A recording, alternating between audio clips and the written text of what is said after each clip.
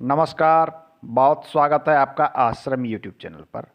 आज के अंक में हम जानेंगे कि आप अपनी संपूर्ण हथेली का विश्लेषण किस प्रकार से कर सकते हैं। आइए आज का अंक हम शुरू करते हैं। सबसे महत्वपूर्ण रेखा हमारी हथेली में होती है जीवन रेखा। इसे जीवन रेखा या आयु रेखा भी कहा जाता है। इसे बहुत जगह पितृ रेखा के रूप से भी जाना जाता है। इंग्लिश में इसे लाइफ लाइन कहते हैं। यह रेखा आपके जीवन की लंबाइयों को दिखलाता है, अर्थात व्यक्ति कितने वर्ष तक जीवित रहेगा ये इसकी जीवन रेखा बताती है। दूसरा, यह जीवन रेखा बतलाती है कि व्यक्ति का स्वास्थ्य कैसा रहने वाला है, ये दूसरी चीज़ें बताती है। तीसरा, यह जीवन रेखा बताती है कि व्यक्ति के अंदर में जीवन शक्ति कितनी है, जीवन की ऊर्जा कितनी है। ये तीन चीज़ें महत्वपूर्ण रूप से ये आपकी लाइफ लाइन बताती है। दूसरी रेखा की हम बात करें तो दूसरी रेखा ठीक इसके बगल में इस प्रकार से चलती हुई आपको दिखाई देगी। शास्त्र में इस रेखा को मंगल रेखा कहा गया है। यह मंगल रेखा आपके लाइफ लाइन को या जीवन रेखा को बल प्रदान करती है, अर्थात आपको जीवन में यह सहयोग करने वाली रेखा मानी जाती है।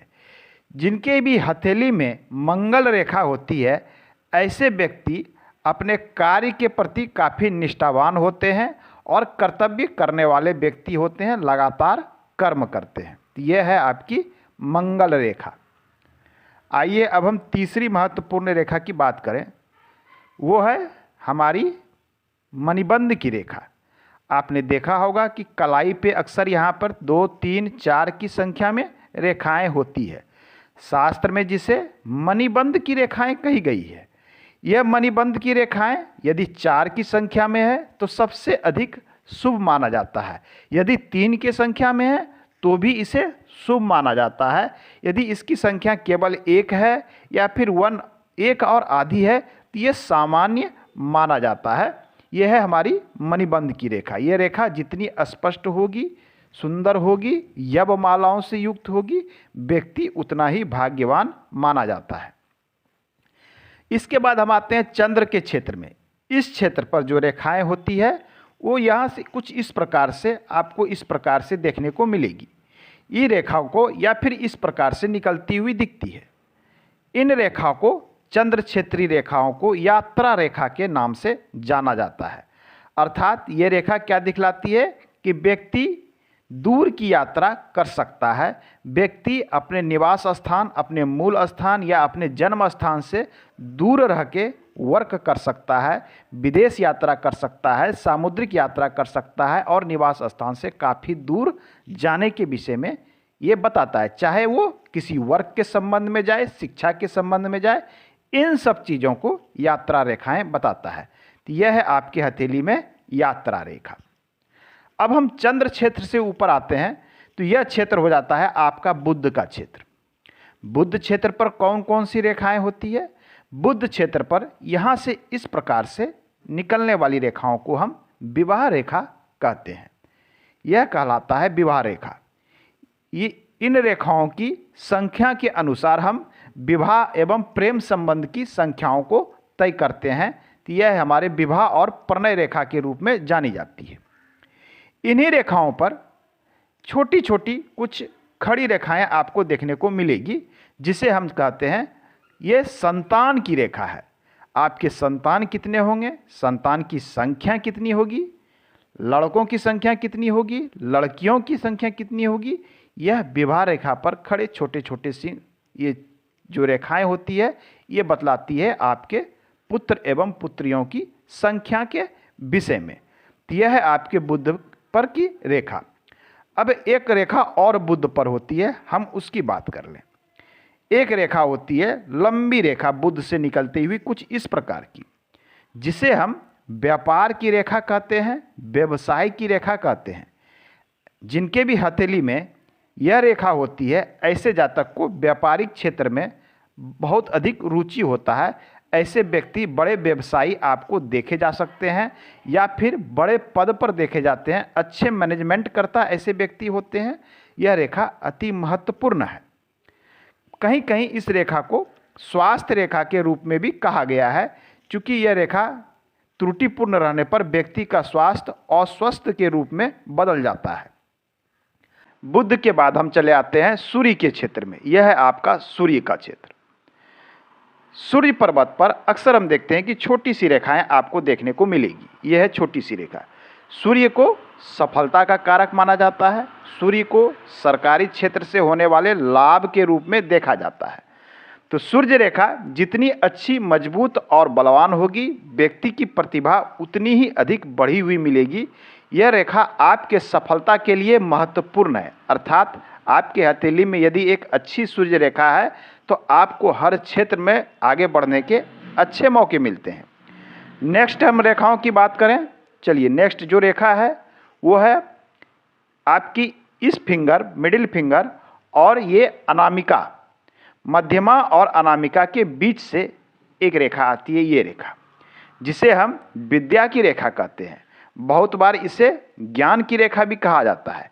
जिस भी व्यक्ति की हथेली में यह रेखा होती है, मैं रेखाओं को थोड़ा सा स्पष्ट कर दूं, ये छोटी सी रेखा जनरली होती है। ऐसे रेखा वाले जातक काफ़ी बुद्धिमान होते हैं, काफ़ी समझदार होते हैं, इनके पास विद्या होती है। ऐसे लोगों से यदि सलाहकार के रूप में कार्य करें तो ऐसे लोग जीवन में बहुत आगे बढ़ते हुए भी देखे जाते हैं। नेक्स्ट हम रेखा की बात करें। चलिए, मैं इस रेखा को यहाँ मार्क कर देता हूँ। ये नेक्स्ट हम चिन्ह की बात करें तो वो है आपकी भाग्य रेखा। चूँकि भाग्य रेखा अब यह है आपका शनि का क्षेत्र। यहाँ पर जो महत्वपूर्ण रेखा होती है जिसे भाग्य रेखा कहा जाता है, वो कुछ इस प्रकार से होती है। यह भाग्य रेखा की लंबाई आपके भाग्य की लंबाई को तय करती है, अर्थात जीवन में आप कितने आगे बढ़ेंगे, कितनी आपको भाग्य साथ देगी, आपके परिश्रम के अनुपात में कितना आपको प्राप्त होगा, ये भाग्य रेखा बताती है। पृथ्वी पर प्रत्येक व्यक्ति जो भी आया है वह व्यक्ति परिश्रम अवश्य करता है, परंतु आपने देखा होगा कि कोई व्यक्ति जीवन में बहुत तेजी से आगे बढ़ता है और कोई व्यक्ति संघर्ष करते रह जाता है। उसका कारण है ये भाग्य रेखा। आपके हथेली में यदि प्रबल भाग्य रेखा है तो ऐसे जातक को कम परिश्रम में अधिक लाभ मिलता है, परंतु यदि भाग्य रेखा छोटी है, टूटी फूटी है, तो ऐसे व्यक्ति का जीवन संघर्ष में बीत जाता है।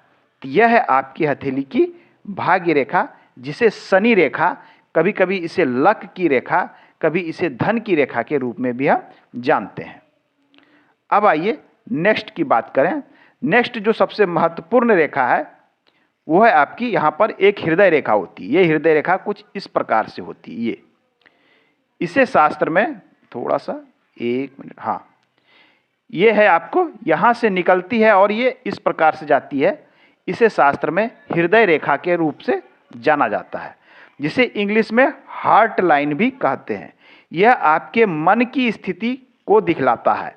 आपके हृदय के अंदर में प्रेम की भावना, आपके अंदर में नफरत की भावना, आपके अंदर में किसी के प्रति स्नेह की भावना, यह आपका हृदय रेखा बताता है। हृदय रेखा यदि द्विशाखित होती है अंत में, तो यह विशेष शुभ माना जाता है। यह है आपका हृदय रेखा। अब हम नेक्स्ट रेखा की बात करें, जो अन्य और महत्वपूर्ण रेखा है, वो रेखा है आपकी हथेली में मस्तिष्क रेखा। यह रेखा यहाँ से कुछ इस प्रकार से चलती है। आपके लाइफ लाइन से कभी ये अलग होकर तो कभी लाइफ लाइन में मिलते हुए ये रेखा आपको निकलती हुई दिखेगी। जीवन में मस्तिष्क रेखा, या जिसे हम हेड लाइन भी इंग्लिश में कहते हैं, या यह रेखा को मातृ रेखा भी कहा जाता है। यह रेखा जीवन में अति महत्वपूर्ण है। महत्वपूर्ण इसलिए है कि कोई व्यक्ति जीवन में कितना आगे बढ़ेगा, कितना इसकी मस्तिष्क शक्ति है, उतना ही जीवन में वो आगे बढ़ सकता है। अर्थात कोई व्यक्ति सफल होता है तो उसके मस्तिष्क का बहुत बड़ा रोल होता है। कोई व्यक्ति जितनी अच्छी प्रकार से चीज़ों को समझेगा, जितने अच्छी प्रकार से वो कार्य को मस्तिष्क से समझ के करेगा, जीवन में आगे बढ़ने की संभावना उतनी अधिक रहती है। तो आपकी मस्तिष्क रेखा महत्वपूर्ण है। आप सोचते हैं, उसके बाद कार्य करते हैं, उसी के अनुसार आपको सफलता मिलती है। आपकी मानसिक शक्ति को दिखलाता है, दृढ़ निश्चयता को दिखलाता है। तो यह है आपकी हेडलाइन या मस्तिष्क रेखा। ये थी हथेली की महत्वपूर्ण रेखाएं। आइए अब हम कुछ गौण रेखाओं के विषय में जानते हैं। गौण रेखा कहने का अर्थ होता है ऐसी रेखाएं जिसके प्रभाव तो जीवन में पड़ते हैं, परंतु वो रेखाएं काफ़ी पतली और छोटी होती है या सभी के हथेली में नहीं होती है। चलिए, वो जो रेखाएं हैं, एक होती है सफलता की रेखाएं। आपकी लाइफ लाइन से जितनी भी रेखाएं ऊपर की ओर जाती हुई दिखे, ये सफलता की रेखाएं कही जाती है, जिसे शास्त्र में कभी कभी इसे इंग्लिश में लक लाइन के रूप में भी बोला जाता है। यह है आपकी सफलता की रेखाएं। ये रेखा जितनी अच्छी अवस्था में रहेगी, मजबूत अवस्था में रहेगी, जीवन में सफलता के मौके कई बार मिलने की संभावनाओं को यह दिखलाता है। इसके बाद हम नेक्स्ट रेखा की बात करें तो जो समस्या उत्पन्न करने वाली एक रेखा है उसे कहते हैं प्रभावक रेखाएं। प्रभावक रेखा कहाँ होती है? तो प्रभावक रेखा हथेली के इस भाग से निकलती है और ये पतली पतली रेखाएं इस प्रकार से आगे बढ़ती हुई आपको दिखाई देगी। इस रेखा को प्रभावक रेखा शास्त्र में कहा गया है। चूँकि प्रभावक इसे इसलिए कहा गया है कि उम्र के जिस भाग में ये आपके लाइफ लाइन को काटती है, उस भाग में आपके जीवन को ये प्रभावित कर देती है। अर्थात ये प्रभाव जो होता है वो निगेटिव होता है, अर्थात समस्या वाले प्रभाव होते हैं। लेकिन जैसे ही ये रेखा आगे बढ़ जाती है, राहु क्षेत्र पर चली जाती है, इसे राहु रेखा कहा जाता है। ये चिंता की रेखाएं भी कहलाती है। तो ये रेखा जो है आपको समस्या उत्पन्न करने वाली रेखाएं होती है। ये जितनी अधिक संख्या में रहेगी, आपके लाइफ में समस्याएं उतनी ही अधिक बड़ी बड़ी हो सकती है, उतनी ही अधिक संख्या में हो सकती है। परंतु ये रेखा जितनी छोटी और कमज़ोर रहेगी, ये समस्या केवल चिंता भर रहेगी, ये आपको अधिक नुकसान नहीं पहुंचाएगी। ये नुकसान कब पहुंचाती है? जब ये लंबी होकर आपके सभी महत्वपूर्ण रेखाओं को काट देती है। महत्वपूर्ण में बात करें तो लाइफ लाइन को काट दिया, आपके भाग्य रेखा मस्तिष्क रेखा को काट दिया, आपके व्यवसायिक रेखा को काट दिया, तो ये नुकसानदायक सिद्ध होती है। अब आइए बात करें मित्र रेखा एवं शत्रु रेखा के विषय में। आपकी हथेली में मंगल क्षेत्र पर बहुत सारी रेखाएं होती है जो कि मित्र रेखा और शत्रु रेखा के रूप में जानी जाती है। अक्सर आपने देखा होगा कि आपके फिंगर पे इस प्रकार की रेखाएं होती है। ये खड़ी रेखा का अर्थ होता है कि आपके मित्रों को ये दिखलाती है। मित्र अर्थात सहायक के रूप में ये रेखाओं को देखा जाता है। वहीं ये रेखा यदि पड़ी रूप में रहती है, अर्थात इस प्रकार से रहती है, ये बताते हैं कि अवरोध के रूप में या इसे शत्रु रेखा के रूप में भी जाना जाता है। अवरोध अर्थात आप जो जीवन में कार्य करेंगे उसमें ये अवरोध उत्पन्न करने का काम करेगा। आज के अंक में इतना ही। मिलते हैं अगले अंक में। अगले अंक में पुनः महत्वपूर्ण चीज़ों पर चर्चा होगी। धन्यवाद।